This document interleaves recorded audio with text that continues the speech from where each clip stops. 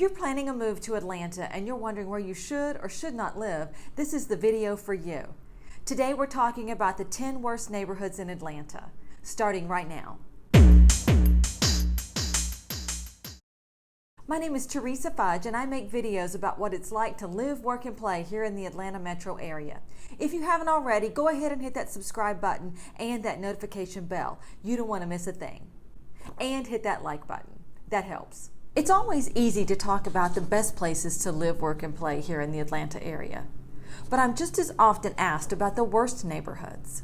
My intention in this video is simply to answer that question and provide helpful information. Atlanta is an awesome city with awesome people. So many different types of neighborhoods to choose from. But just like every other major city, there are some areas that are not as desirable. And sadly, even in these areas, there are lots of hardworking people who really wish things were better in their neighborhood. So before you get all worked up and beat up the messenger, please know that this is all based on data, not my opinion. The list is based on unemployment rate, crime rate, average income, property values, and school ratings. We'll start our countdown with number 10, Cascade Heights.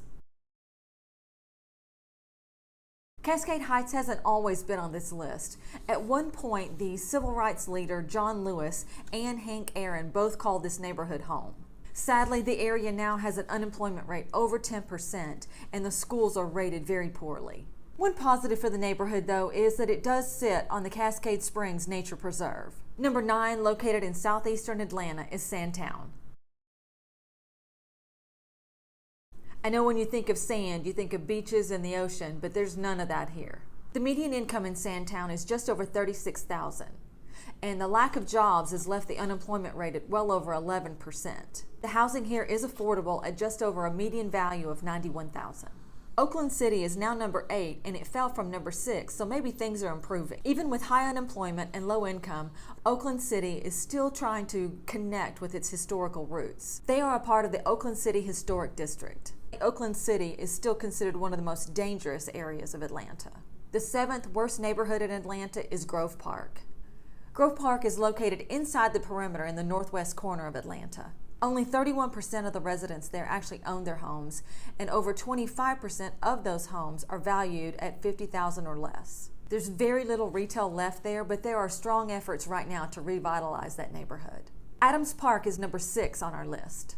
It's located in the southwest corner of Atlanta and has some of the oldest homes in the city. Despite being one of the most dangerous areas of the city, Adams Park actually has more people who own their homes than are renting.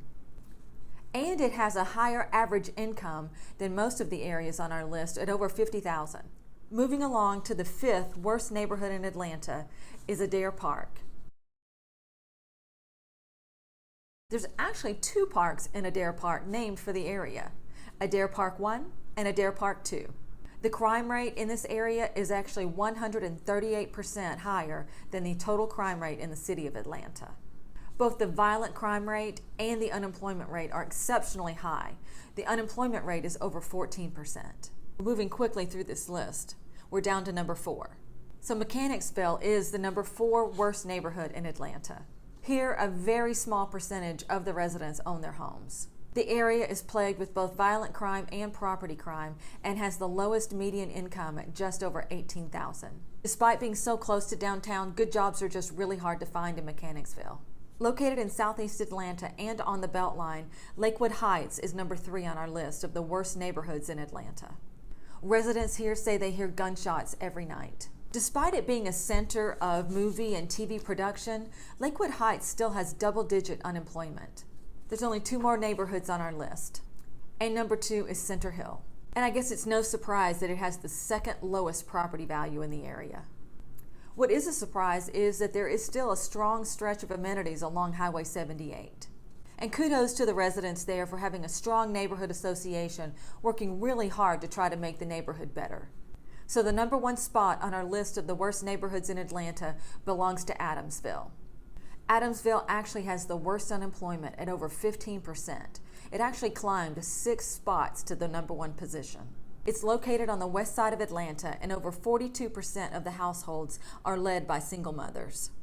95% of the children in the Adamsville neighborhood are living in poverty and plagued with high crime.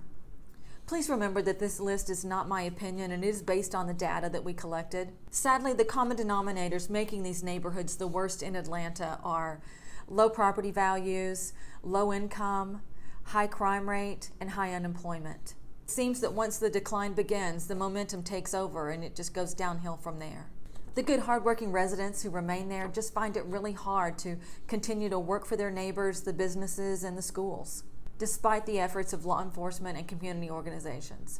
And then when developers come in to revitalize the area, sadly, a lot of the residents have to move out because now they can no longer afford to live there. So we've talked about the areas that you probably don't want to live. If I can help you locate the place where you do want to live, just give me a call, shoot me a text, or send me an email.